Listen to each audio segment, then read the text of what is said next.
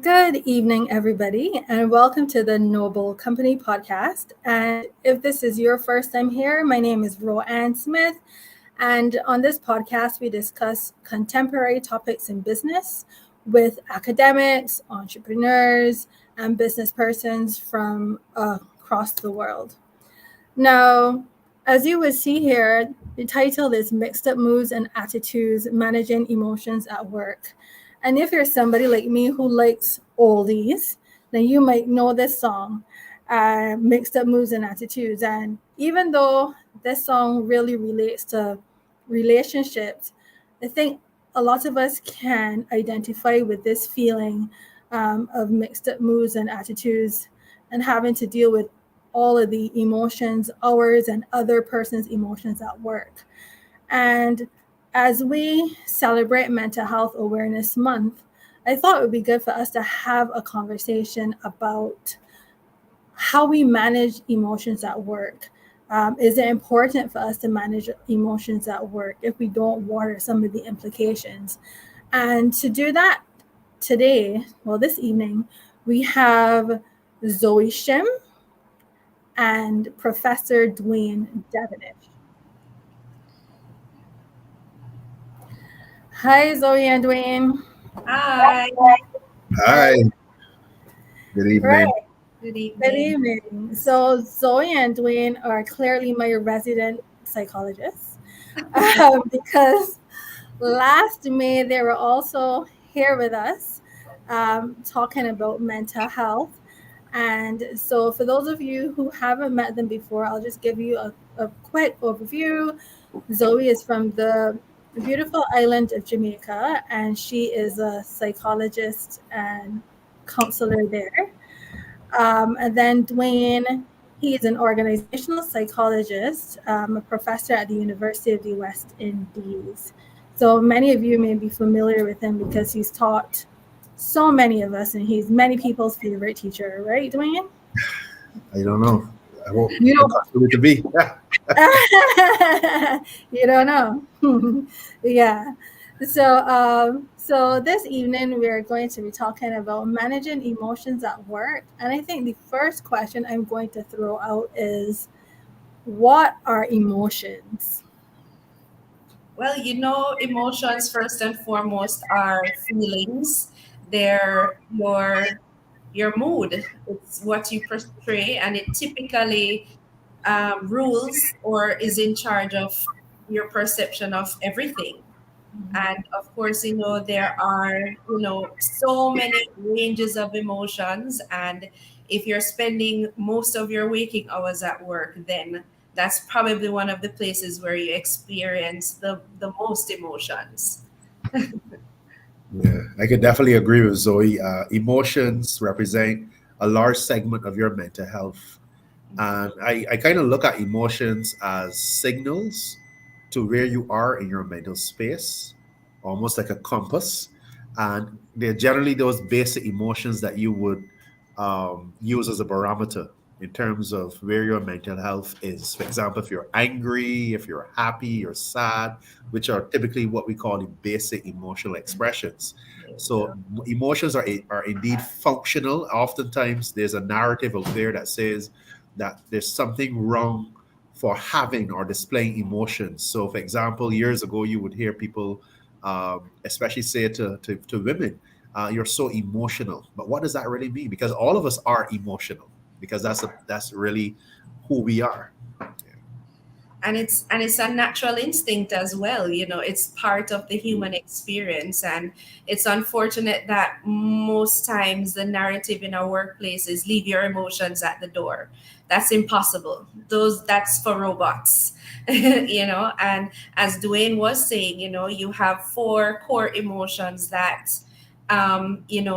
spans, and any combination of it defines all other emotions. So you have mad, sad, glad, and scared. So later on, when we get into understanding what those things mean, it can definitely help you to navigate better in the workplace as you go through.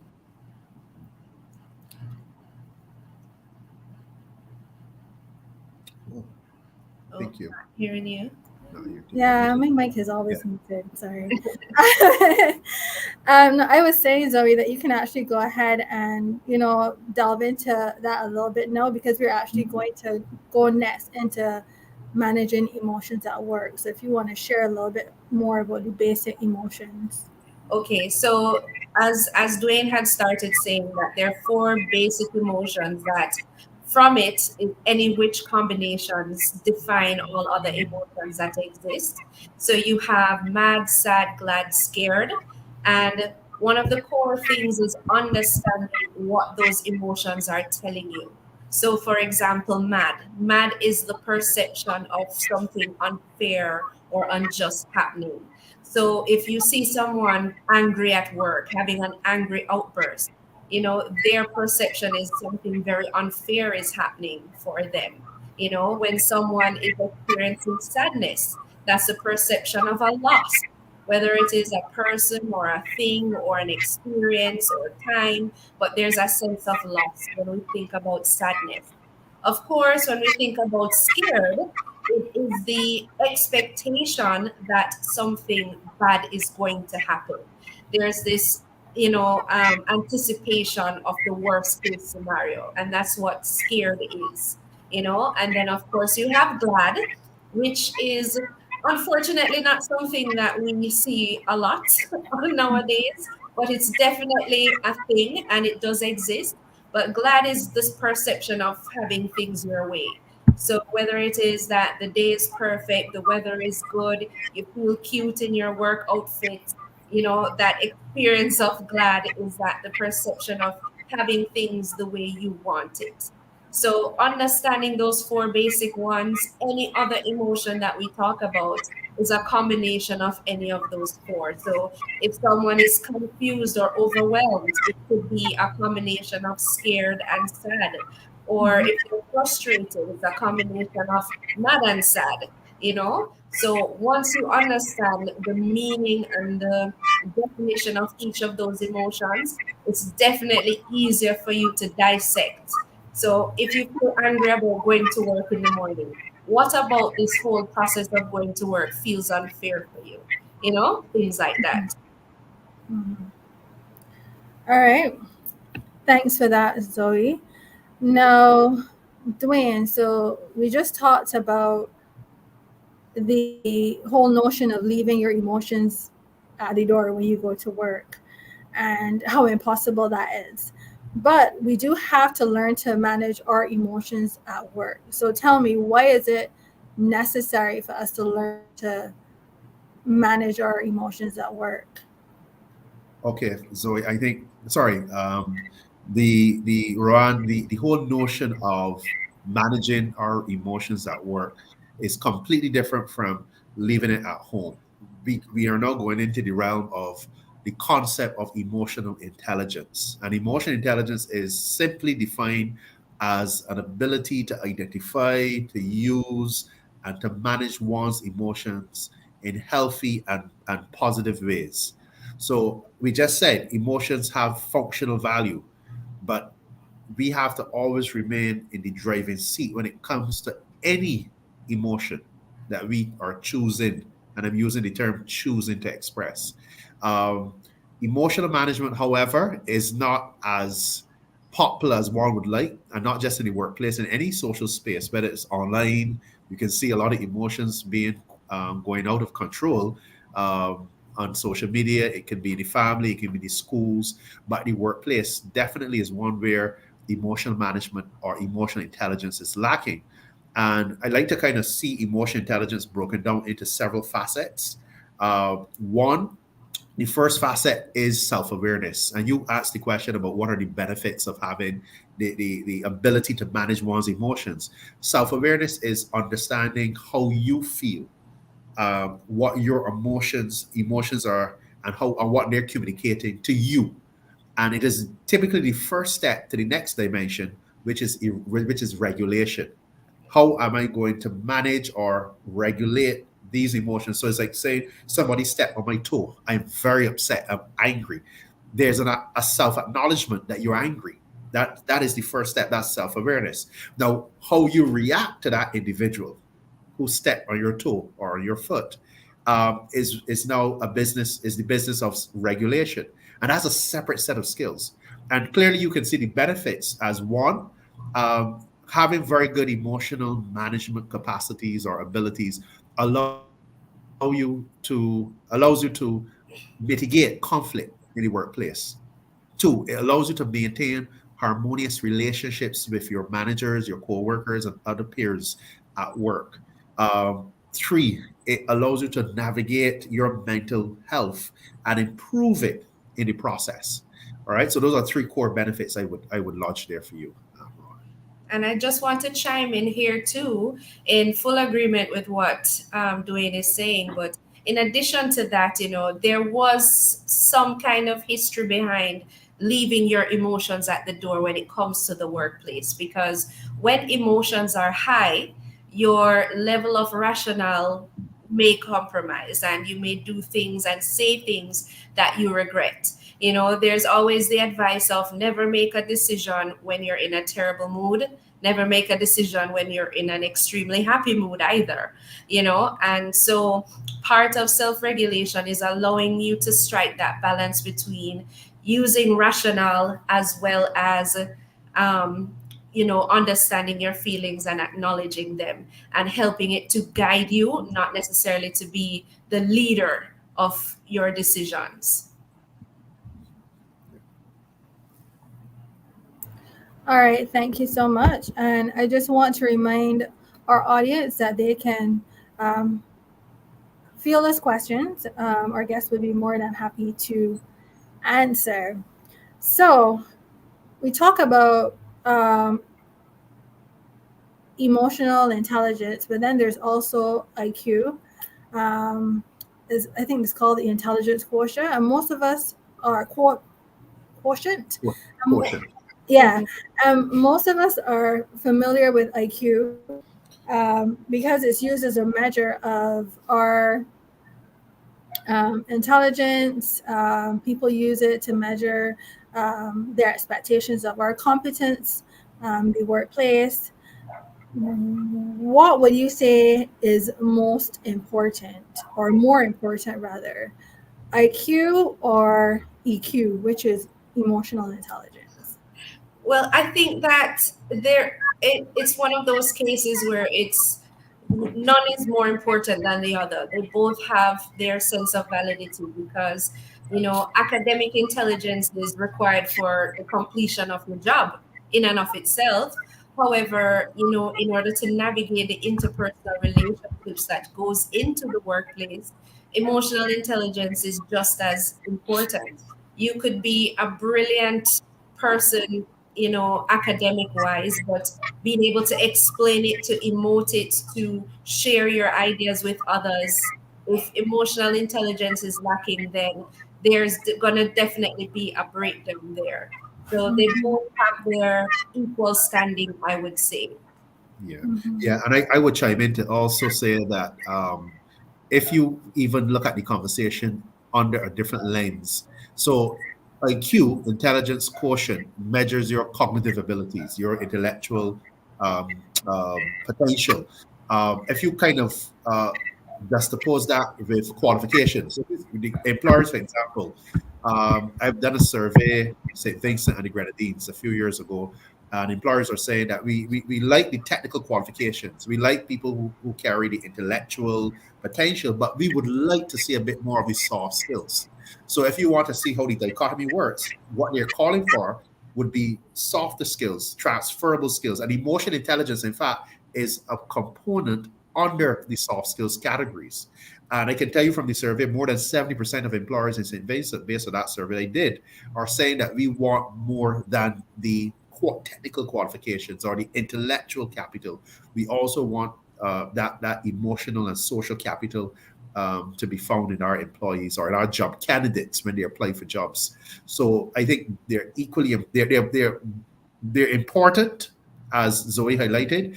And in terms of whether they're equally important or not, I think that is dependent on the kind of job context, because some jobs may require a bit more from one versus the other.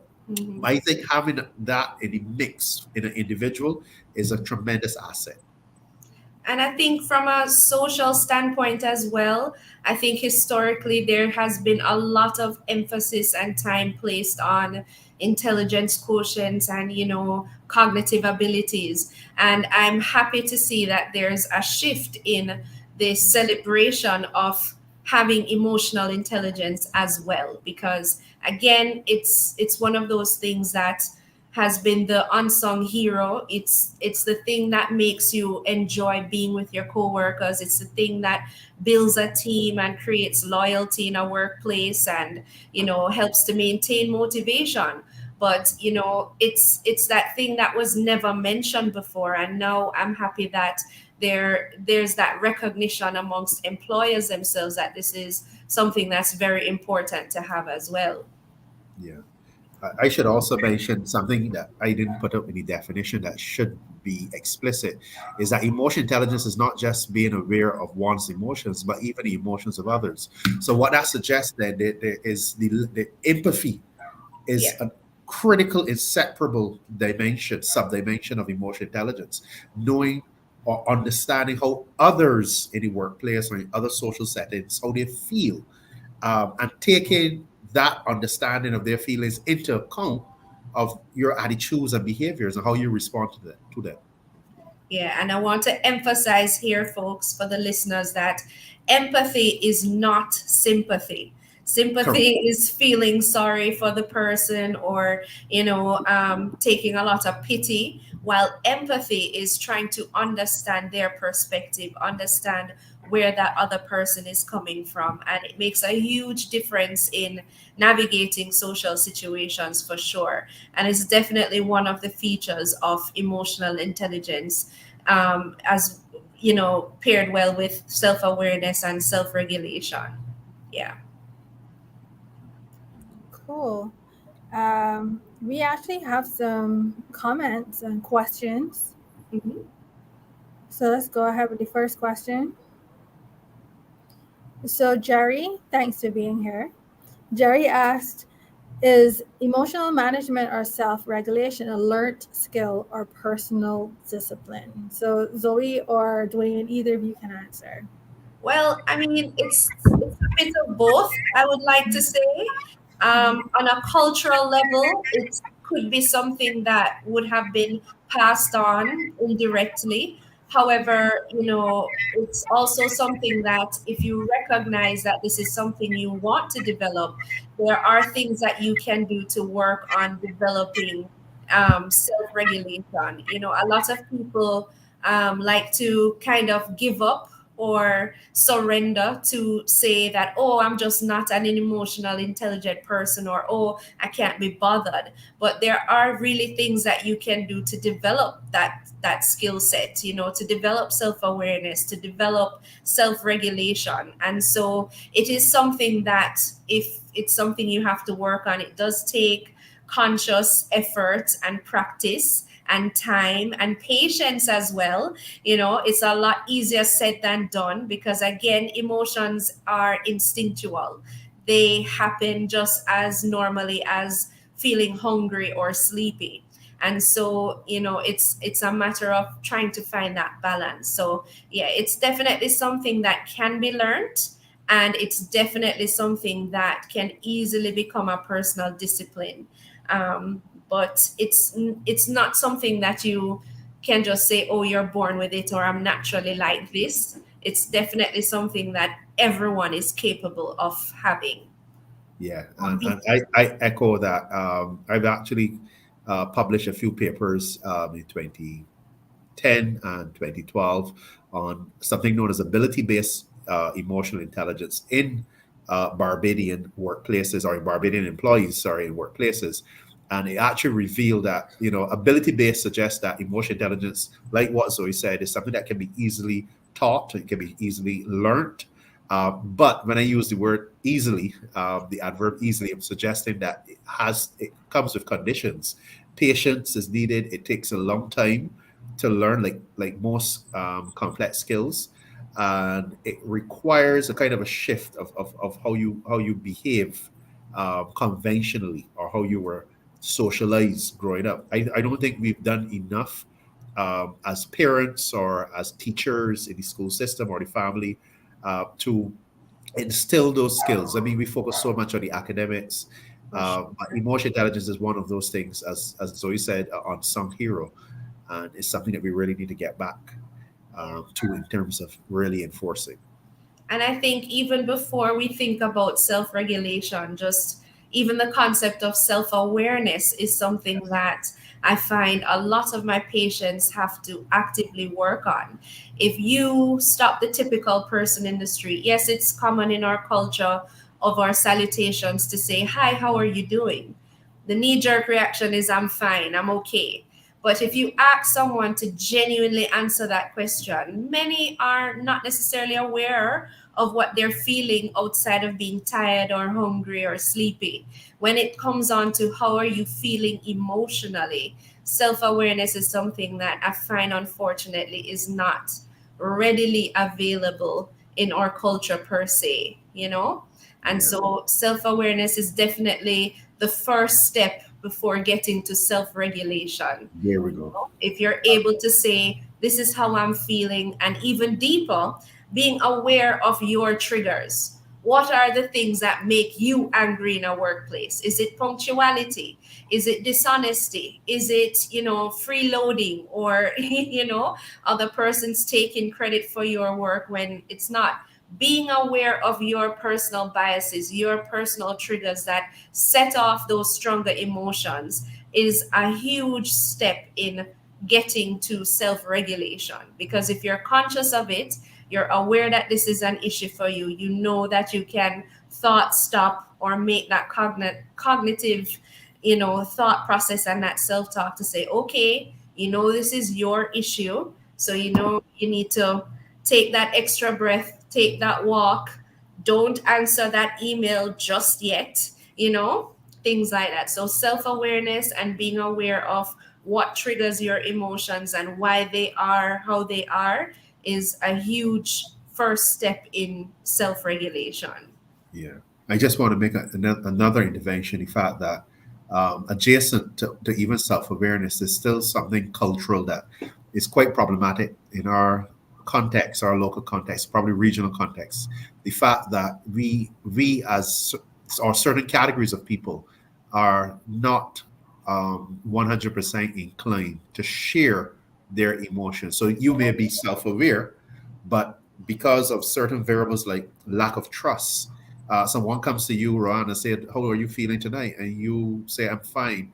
Now you may be aware of how you feel and your emotions at that particular moment, but you are not inclined or disposed to share how you feel because you don't want to put yourself out there because either one, you don't trust the individual who's Mhm. asking. Two, you feel in your heart that by being honest about your emotions, you are opening up to be vulnerable.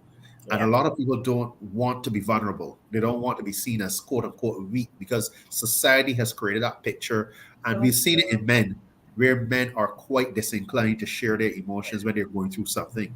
And we know the story about where this goes. You bottle up these emotions, it can lead to suicidal ideation and even acts of suicide. So it goes even beyond, again, that conversation on emotion intelligence. I mean, just basic understanding of sharing emotions and breaking down the cultural barriers that we've had for such a long time. Mhm. Very true. And even the whole fear of rejection with sharing emotions as well. Yeah. I don't know if this is something common in other islands, but in Jamaica, expressing emotion opens yourself up to being ridiculed or gimmicked. Why are you feeling sad about that? Or you're being so silly for being so passionate about this. And even with the expression of positive emotions, there's that opening yourself up for ridicule as well. So there's definitely that wall that persons generally put up in order to protect themselves from being exposed in that way. Very true. Okay, and one thing I will add to what you guys are saying is I think that there needs to be an element of honesty with yourself as well, because sometimes people tell you things about yourself. You may recognize certain things about yourself, but you don't actually want to admit that this is how you're feeling. And so even though there's some level of awareness, because you've been told or because it's something that you sense yourself, um, you really have to um, accept what you're feeling Yeah. before you can start to self-regulate. I remember I did a psychometric test. I think I've shared this on the podcast before. And one of the things that it said is that I don't care why people do the things that they do. Right? I think that I was more concerned, well, you did this, and so I would be I would either be upset or I might judge you based on the action, but I never sought to find out why you did the things that you did. And when I got the criticism, constructive criticism, is something that I really took the time to change about myself. I had to at first admit that it was so. So I took the psychometric test. There were the results, and then I actually asked people around me, okay, what do you think about this particular thing? And then I actively decided, okay, I will try to change this about myself. But there has to be some level of acceptance and honesty before you can start to self-regulate. So I Absolutely. just want to share that. And you bring up a good point with how to develop self-awareness in the first place is to ask the opinions of the persons around you. Am I coming off like this? Is this how I appear to you? To kind of bounce their ideas, because sometimes we can be in denial of how we're being, or think that we are presenting ourselves in a particular way, and really that's not what's being communicated. So Mm-hmm. that's also quite good too. Mm-hmm. All right, so we have another question here from Joan. Hi, Joan. Thanks for being here. So, Joan says Dr. Susan David, author of Emotional Agility, states that emotions are information, not directives. What are your thoughts on this matter, and how can persons leverage this to help them navigate their mixed up moods and attitudes? Well, What do it's kind of what we were saying before, emotions, especially when they're high, can definitely impact your your decision making skills. There's always that advice: don't make plans when you are in a really low mood, nor should you when you're in a really great mood as well. And so, as it says, emotions are information. So it's telling you what's happening in your head, what's happening in your whole perception of the situation. And so it can be used as a guide, but it should not direct what you should do. So, for example, I feel angry about this situation. When you define anger again, it says, what about this situation feels unfair to me? And being able to talk that through and to think it out, it's not necessarily the reality. There's not necessarily unfairness happening because you feel that way. And so, that's not necessarily something you should act upon, or, in that kind of sense. So it's important to understand what emotions are, understand what it's trying to tell you, because it clearly does mean that, oh, maybe you do have a bias against this person, or maybe you are triggered by this situation. However, it should not be the thing to tell you, okay, this is a sign to quit, or this is a sign to walk off, or to get into, an altercation with someone. So it's definitely something to guide you, not direct you, not to tell you exactly what to do. It's not a command. Yeah, absolutely, absolutely agree. And I think using that reframe of seeing emotions as information and not as directives, I think is a good step. A first step in understanding the functional value of emotions, what emotions are for us, what they mean for us, and they pretty much explain our relationship with our situation and things that we respond to. And having that self-awareness, as Zoe highlighted, can allow us to make certain decisions that are more rational, wiser decisions. and healthier ones. Yeah. Yeah, thanks for sharing that, John. I actually really like that. Yeah. Emotions are information, not directives. That's actually really informative. We have another comment, and then we'll go on to some more of our discussion and then come back to some more of our questions. Um, Curtis, you want to pull up a comment or another question? All right, so Lazarus, she says, it's true, read IQ and EQ. You may be the most brilliant person, but without EQ, there's going to be constant miscommunication and breakdown of the working relationships. That is correct. Yeah. Because it happens so often. You have some brilliant people working together, but they have no idea how to communicate effectively, how to see somebody else's point of view, how to actively listen, and so all of these things affect relationships in the workplace. Yeah. Absolutely. One Even of one of the examples that come to mind, I don't know if persons are familiar with this show, Big Bang Theory, Yeah.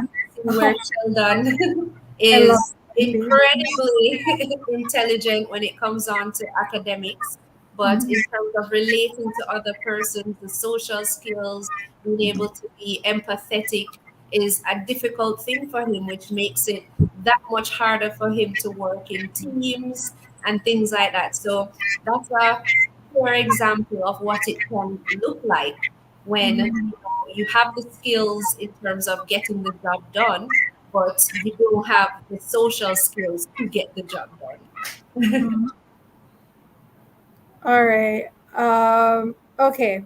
So we're going to take Marcellus' question. Good evening. How can one apply emotional intelligence in a progressively toxic workplace? Welcome, Marcellus. Thank you for being here. Dwayne? Yes, and the sad thing about it is that many workplaces are toxic because of the very fact that we don't have a high prevalence or predominance of emotionally intelligent leaders and co-workers. So effectively, how do we apply emotional intelligence in a progressively toxic workplace? That's a hard one because if the workplace is already toxic, what it then suggests that it suggests a kind of reshifting of how people see themselves and of course how they identify and manage their emotions. One of the things I usually advocate is that leaders themselves have to lead by example. We have leaders who are very good orators. They can speak very well. They can get people mobilized and invigorate the workplace, but they're very poor when it comes to managing emotions. So I think leaders have to lead by example by admitting and accepting that they need certain training or they need to kind of address certain deficiencies when it comes to their emotional intelligence. And as they lead in that way, their followers or their subordinates, their employees can actually emulate, and they themselves as leaders can create a culture, can through programs on emotional intelligence to hopefully chip away from that toxicity that oftentimes exists. But it really has to be led from the top if you're going to be dealing with a toxic workplace. Okay, and, or you're and making a culture. Yeah. Oh, and I'd also like to add too that, definitely more than anywhere else, a toxic workplaces where emotional intelligence would be necessary so that you as an employee doesn't feel polluted by it. It's one thing to be aware that the problem exists in the culture in the workplace and so on, and there's only so much you can do and no more. And I do agree very much with Dwayne with in the sense of it starts from the top, leading by example.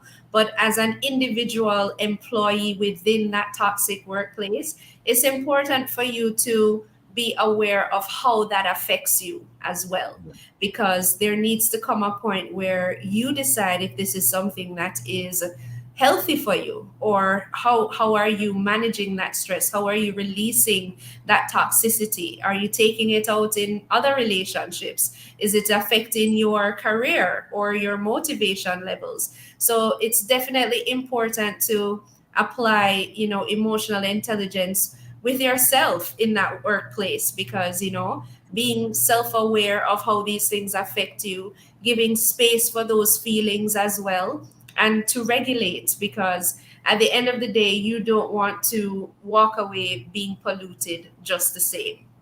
True. Very true. And sometimes I've heard stories where people themselves, it was last resort. Many people cut ties with organizations that have become progressively and sometimes um, very difficult to change in their toxicity, and people make that step. I'm not advocating for it, but in a case where you it's your mental health or your workplace, I think you have to make the right decision. For sure, for sure. And Dwayne actually started to talk about leaders and them managing emotions in the workplace. And that actually kind of ties into one of the questions that John posed. John says that there's published research that asserts that emotional intelligence is the single most valid and reliable predictor of leadership success. How does this align with your research findings? Yeah. Well, absolutely. The last research I did, it wasn't technically looking at leaders, but what that research was examining was the relationship between emotion intelligence and work performance. So what we did was a survey of over 300 Barbadian workers in the private and public sector. And what we did was to measure the level of emotion intelligence through a self-report tool, which is typically one of the ways you measure emotion intelligence. And we correlated that variable with different indicators of productivity. So things like work performance and conflict resolution. And it demonstrated significant relationships between emotion intelligence, albeit correlational, not causal, between emotion intelligence and these productivity indicators. And if you kind of juxtapose that with the conversation about leadership, if you think about how leaders are supposed to behave in terms of promoting performance, inspiring people, motivating people, it suggests that if we do have emotional intelligence as leaders, a lot of the outcomes that we expect to see in the workplace as a byproduct or direct product of leaders should come to life. Yeah, for sure. And you also see where, leaders that have emotional intelligence are also quite good at maintaining harmony in the workplace. It's There very you go. vital for conflict resolution. A lot of times, conflict arises in the workplace because they don't feel heard or seen. So to have a leader that can process what you're saying without villainizing your coworkers, and to fairly manage everything and not to dismiss or belittle your experience in that conflict, definitely goes a long way as well for successful leadership. Yeah, absolutely. Fairness, equity, diversity, and inclusion. I mean, there was some research that actually showed this is out in North America that emotionally intelligent leaders are more accommodating when it comes to diversity and inclusion. Things like persons with disabilities, persons from Mhm. different social backgrounds, being part of their team. So that's also a critical insight. Okay, thanks so much for sharing that. Now, let's talk about the different components of emotional intelligence. And I know that we touched on self-awareness and self-regulation. What are some of the other components of emotional intelligence? Well, in addition to self-awareness and self-regulation and empathy is definitely one that we just brushed a bit on, but it is a major part of it. Um, with emotional intelligence, there's some elements of internal work, and there's other elements of how you interact with others. And Social so skills. with self-awareness, self-regulation, it's very much internalized within being in touch with your own experience and feelings. And with the other skill sets, it's about how you relate to others and how you're able to interact and um, come interact with their emotions. So when we talk about empathy, social skills, and even motivation, having empathy allows you to try your best to understand what other persons are experiencing, And so, you may not be able to fully ever understand someone's experience, but you can certainly imagine and see the validity in their point of view. And then, of course, the social skills of how to navigate when people are displaying emotions. If someone is crying, your knee jerk reaction wouldn't be to roll your eyes. It would probably be to extend some kind of comfort. You're aware of what can seem insensitive as a joke. All of these different soft skills, as we've been talking about. So having the social skills of knowing how to interact with someone that's angry, so you're not adding fuel to the fire, and you're able to comfort someone that's sad, or to encourage and support someone that's feeling glad, or to provide assurance with someone that's feeling scared. So empathy and social skills are another major component in emotional intelligence. Yeah. I think you're. Yeah. Thanks. So we've talked a lot about what emotional intelligence is, its importance to the workplace. Let's talk about how we can actually achieve emotional intelligence. What are some of the tips to become more self-aware, to be better at self-regulating? How can we be more empathetic? Things like that. So let's start with self-awareness.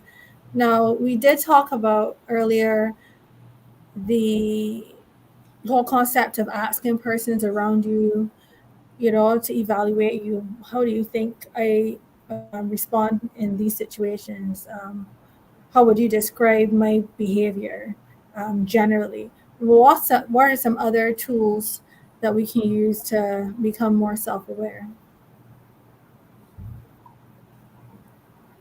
Well, one of the things for self-awareness for sure is practicing mindfulness, Yeah. where you're able to stop and think and check in with yourself, to be actively aware of how you feel in those moments, in any moment, and understanding yourself. I always give persons the funny advice of dating yourself. It's important to know yourself intimately, and a big part of that is practicing mindfulness. Yeah. What is it that I'm angry about? Why am I angry? What does my body do when I'm angry? What are my default behaviors when I'm angry? Am I rude? Am I dismissive? Do I shut down? Do I withdraw? So be practicing that mindfulness to know how you are. ABC is what I typically use: affective, behavioral, and cognitive. So practicing mindfulness is being able to check in with yourself and say, okay, what's my affective or emotion right now? Cognitive, what is it that I'm telling myself? Is my self-talk positive or negative? Behavioral, what are my actions? How am I being and behaving towards others when I'm in this particular mood? Am I causing damage to relationships? Am I putting a strain on things? Am I encouraging things? Is it that I am choosing the easy way to just lash out and shout at persons and storm off? Or am I actively trying to work on those problems that may arise when we feel our feelings? So definitely one of the things that I would recommend is making the habit of practicing mindfulness. That's a huge part of self-awareness, and by default helps with self-regulation as well. Absolutely. I would add to that, a companion to that, to mindfulness and meditation, that you can simply keep a journal to record your emotions, your thoughts at different moments, is a way of kind of reflecting on how you're feeling in a given moment. And then the good thing about having it documented is that different points of your life, you can always look back and say, okay, I was in a similar situation like this. Mhm. How did I respond in that situation? What was I feeling? And those kinds of exercises, journaling and recording, can also provide support on the self-awareness side of things. Indeed. Indeed. And how about self-regulation?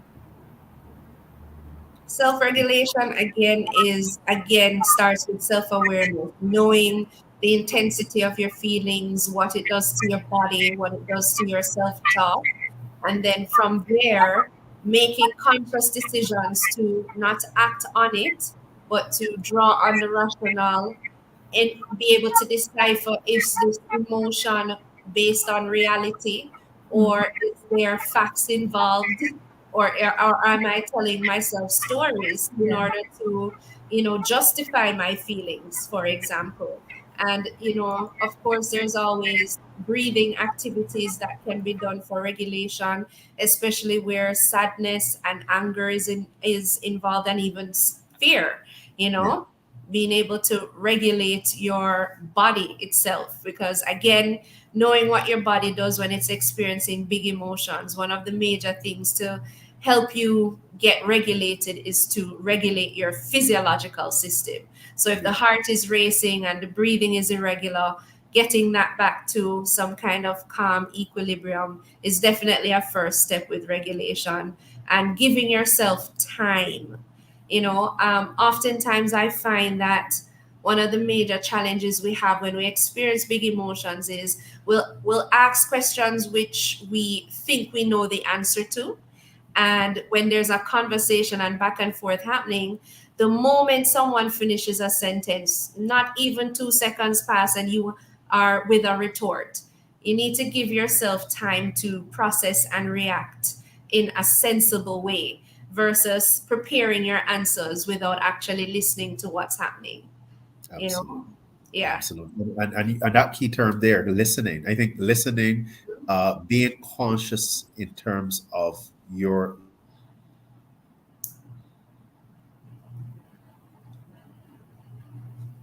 we've misappropriated communication. We define communication as just sharing information, but communication is as much listening as it is sharing information, whether it's talking or writing. And we need to redefine that communication also means listening. And we have to be conscious in our efforts to listen to people before we respond. But also, we have to pay attention to other types of initiatives, like, for example, stress management, anger management.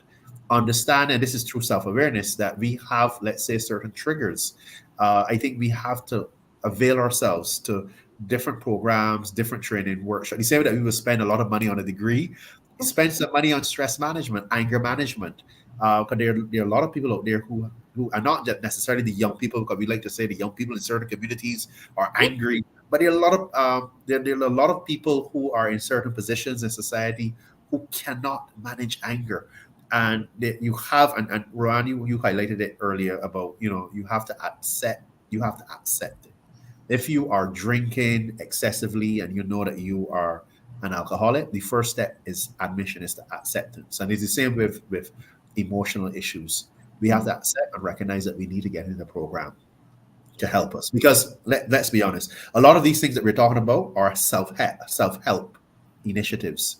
But there are opportunities out there where it's difficult. It's difficult to manage on a kind of a self-driven frame, and we need that additional professional support, whether it be a psychologist, a coach, a mentor, to intervene in our lives. Okay, Mhm. that's how mental health works. Yeah. Perfect. Empathy. What are some tips for empathy at work?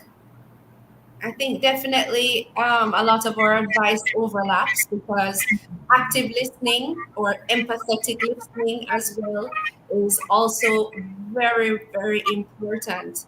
And of course, reminding yourself constantly of what emotions feel, and what they mean, because oftentimes we get lost in the noise and the gestures and the tone, and not actually zoom in on the message that persons are saying. Someone can be shouting and seeming very angry and belligerent, when you really listen to the words that they're saying, they're expressing fear.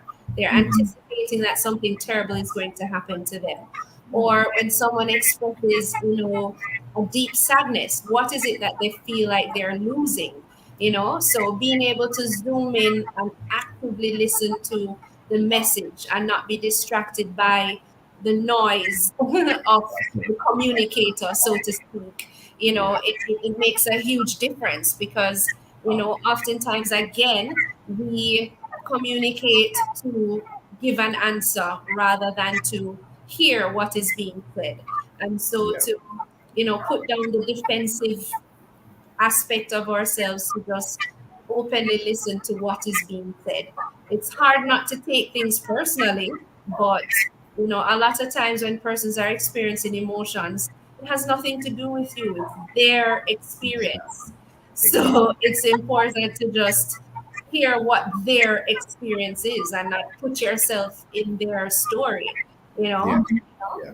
And I really want to piggyback on that statement, that submission from Zoe, because it is so difficult sometimes, or most times, for us to separate the substance or of the message or the spirit in which a message is given and other ego Yeah. defense reactions that we typically have, especially when something on about our ego or our reputation is in question.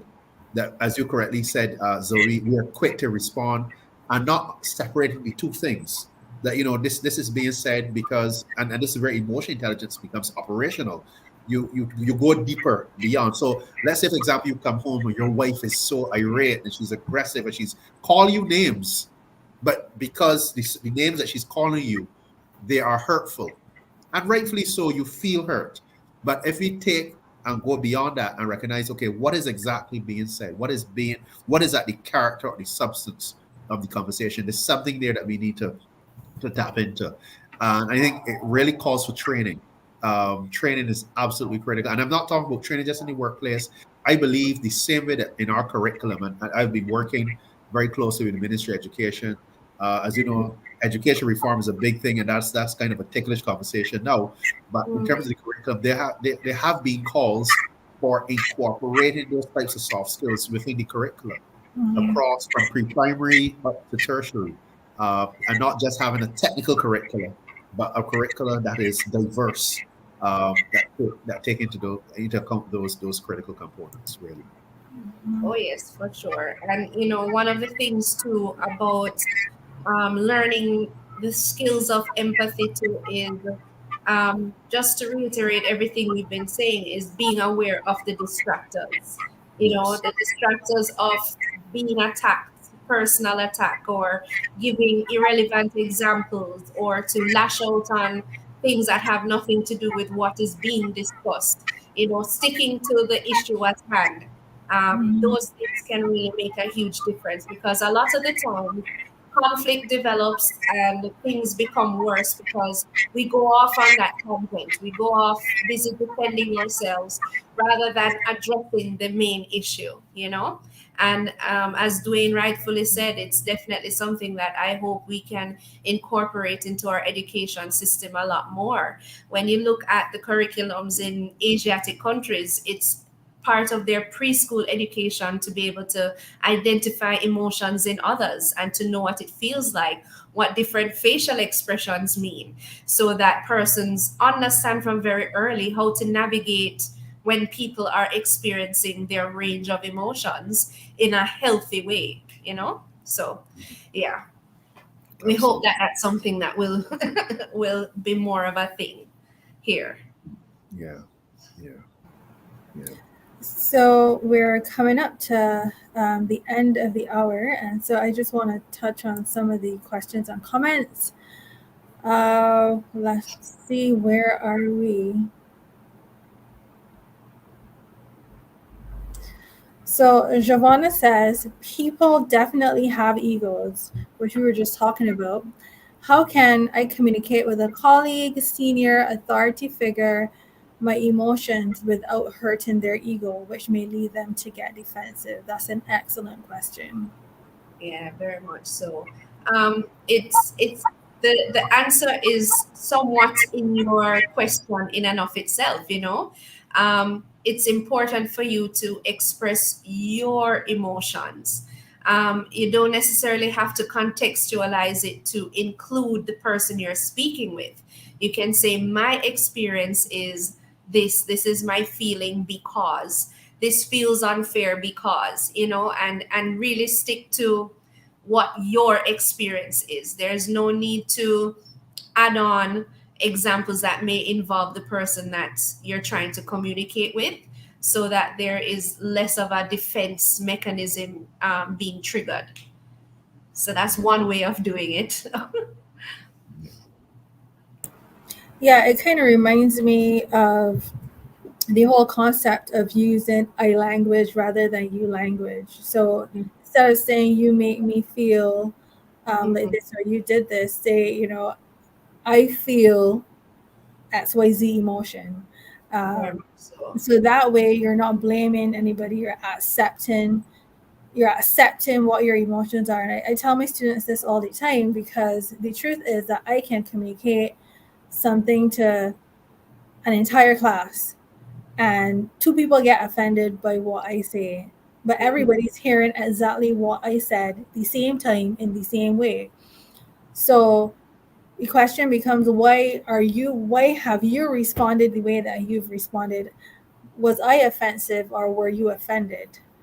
And so it's a matter of taking responsibility for your feelings and then communicating that, rather than attaching intentions to other persons, or putting them on your back foot, exactly, or assigning blame. So yeah. All right, so let's take another question. Unless you have anything to add, Dwayne? Oh, that was well said. Okay. All right. Any others? Sandy says, I was about to ask if there are any surveys specific to the Caribbean and Barbados regarding the levels of emotional intelligence practiced. I think you touched on that, Dwayne, right?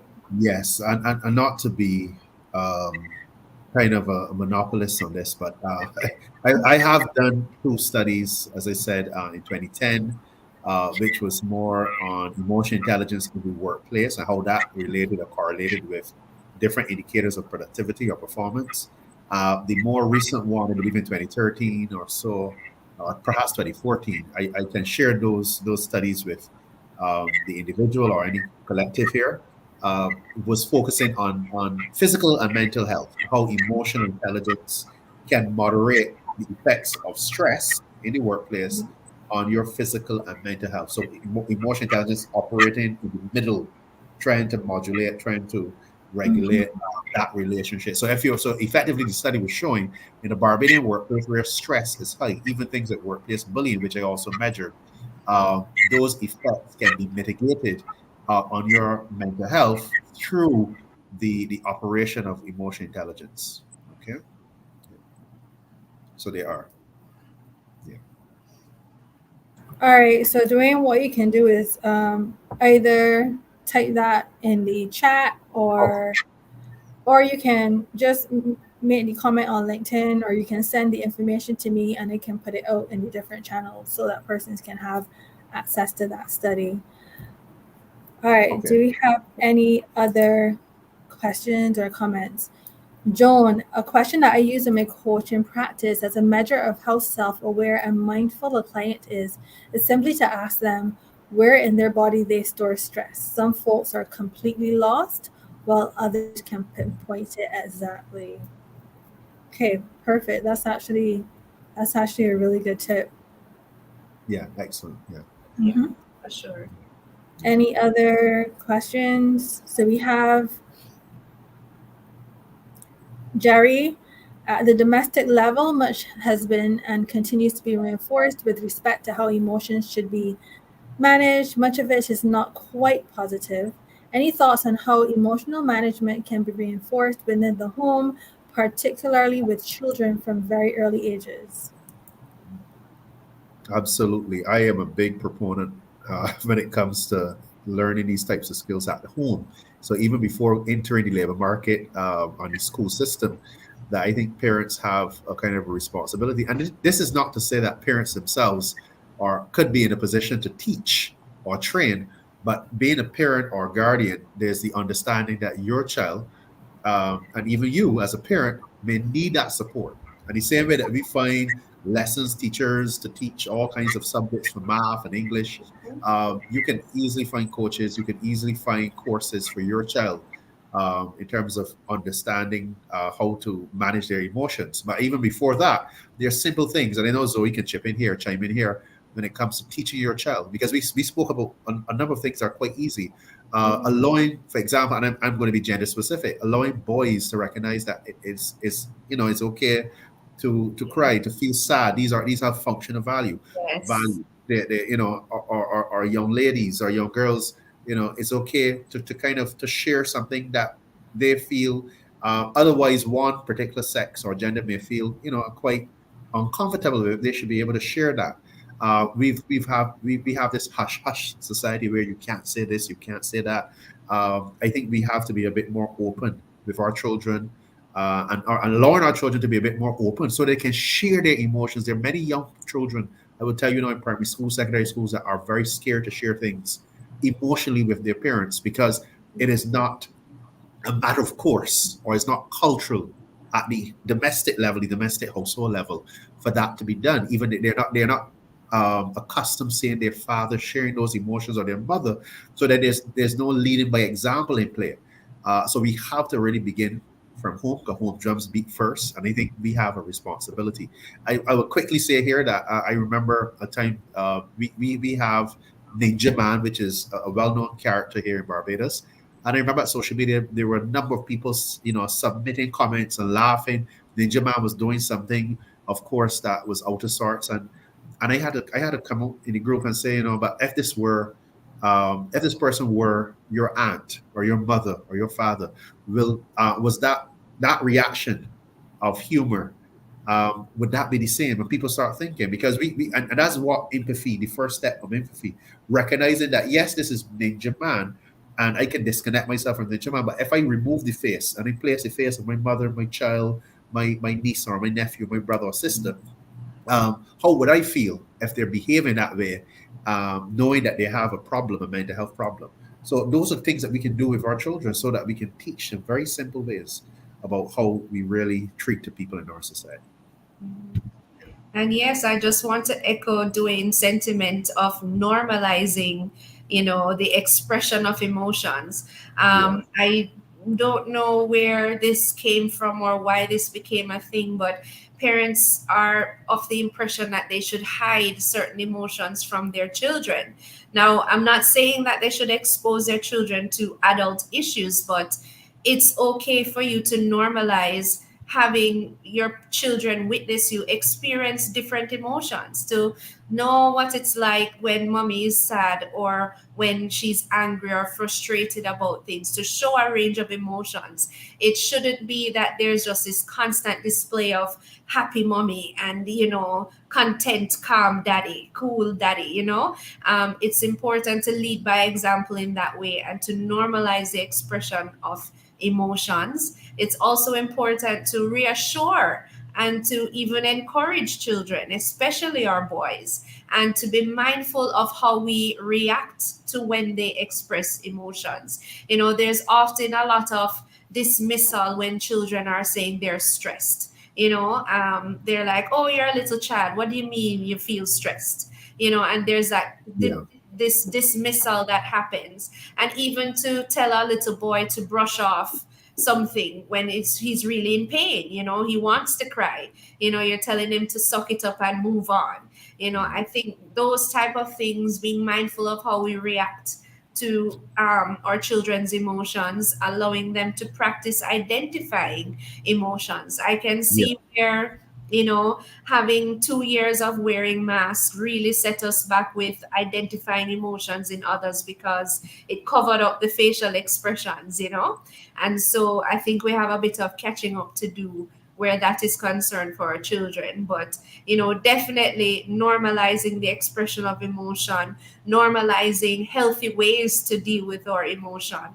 Because if they can see daddy being angry but in a healthy way, yeah, it can definitely translate to, you know I was luckily grown raised in a household that was very open with emotions. My father openly will say I love you and express those type of positive things and happily hug and comfort each other. You know, seeing two adult brothers being able to hug each other when they are grieving and things like that. So by just showing those things and allowing it to become just background in your life, a subconscious experience, it definitely goes a long way with developing emotional intelligence.